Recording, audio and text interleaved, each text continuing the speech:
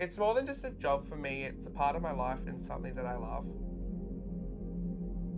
I mean, I wouldn't do it if I wasn't absolutely in love with it. You don't have to agree with what I do or how I live my life, but at the end of the day, just be nice to people. Hi.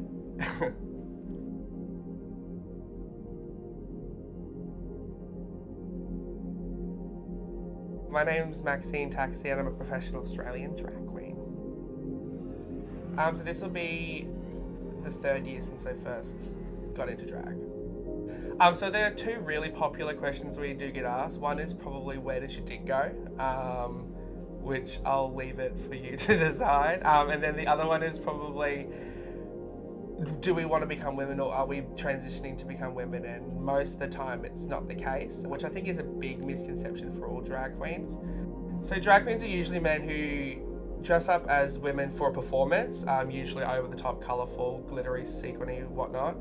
Whereas a trans woman is somebody who identifies, or a trans person I should say, is somebody who identifies as the opposite gender, so they're actually making a lifestyle change. Personally, I've never questioned my own gender. I've never really had any issues with gender identity. So drag for me is just a way to have fun and perform. For me personally, I started out as a party goer. Well, I think just because drag queens are usually booked to parties, so there's whether it's a nightclub scene or like a hen's party or a private function, there's always some sort of social atmosphere involved, so you definitely have to be a people person. The transition from going out in drag just to have fun and going out in drag for work, there isn't really much of a difference apart from the fact that you're getting paid for it.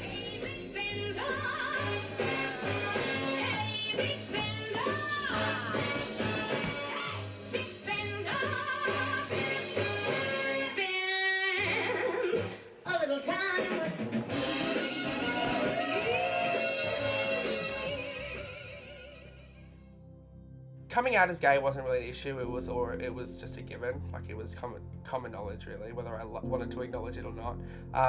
But coming out as a drag queen, I sort of just bit the bullet and did it. Like the way people found out that I was doing drag, like all my friends and family, was just a photo that I posted online one day.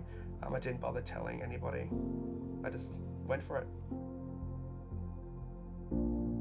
But no, I got a lot of compliments from it, a lot more than I expected, especially from my family and my friends. And like I lost a couple of friends, but if I think about it at the end of the day, they probably weren't really my friends anyway if they weren't willing to accept me. But I think it was definitely a shock for some of my family members, but for them, I think if they were to think about it, it wasn't too far from reality. I don't think they were that shocked. Come and have a seat. Yeah, it's really fun and fun. I fell off it last time. You fell off it last time? Oh, well, do it again and see how much better you do.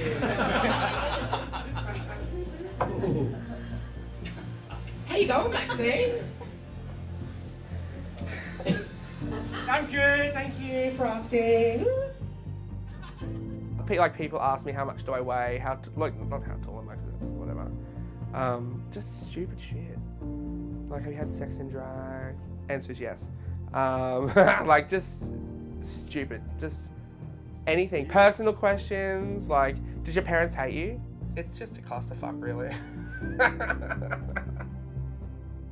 At first, it's a bit hurtful, but, like, you get used to it pretty quickly, especially if you've grown up being gay or, you know, if you're used to having names called at you. So for somebody who's newly out or newly doing drag, it might be a bit of a shock. But after a while, it's just nothing. It's just somebody else giving you attention.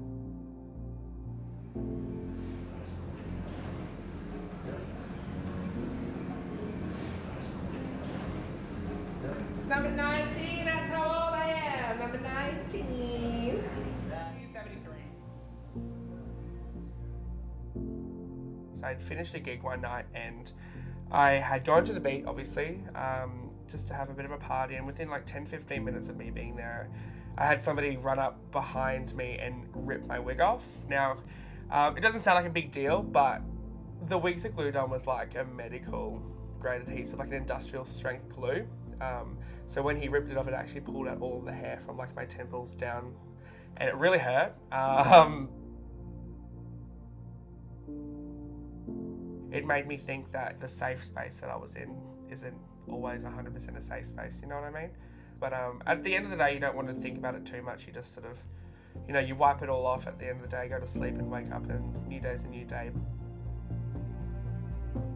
So while drag still has its up and downs, I still have drag and only drag to thank for some of the happiest moments in my life, and that alone is enough reasoning for me to keep going. Well, I think without criticism, you wouldn't be a successful drag queen. I think without having the ability to take on criticism, and even whether it's constructive criticism or just people being bitches, I think without the ability to take it all on board and process it, you wouldn't be a successful drag queen, because it ties back with all having, at the end of the day, it ties back in with having to have a thick skin. Eventually, I think I'll stop performing in drag, but I don't think drag will stop being a part of me, or Maxine Taxi will stop being a part of Brisbane drag. But I do think that my body will give out eventually. Like, drag does take a big toll on your body. You know, after every night you ache and you're in a little bit of pain, but you still choose to fight through it every night because you have so much fun and you create the best memories. So I think what will stop me doing drag against my will be my body giving out. Eventually.